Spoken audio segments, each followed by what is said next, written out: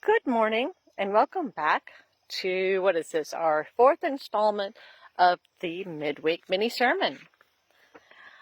In Genesis chapter 1, we start with verse 2 where it says, "The world was without form and void."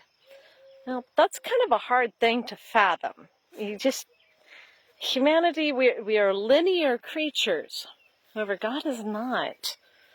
So, the other day, I was scrolling through some short videos on the net, and I ran across a poem written by an American songwriter named Reina del Cid.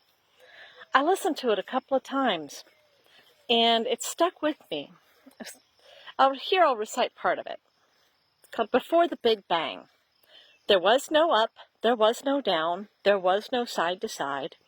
There was no light, there was no dark, nor shape of any kind. There were no stars or planet Mars or protons to collide. There was no up, there was no down, there was no side to side.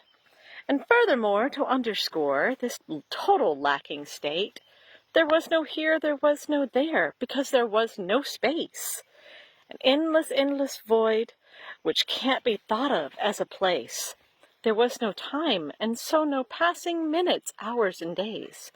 Of all the paradoxes that belabor common sense, I think this one's the greatest, this time before events.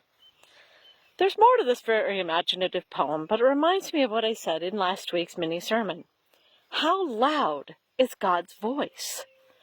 Loud enough to fill the void with unimaginable wonders, with all the stars and planet Mars and protons to collide.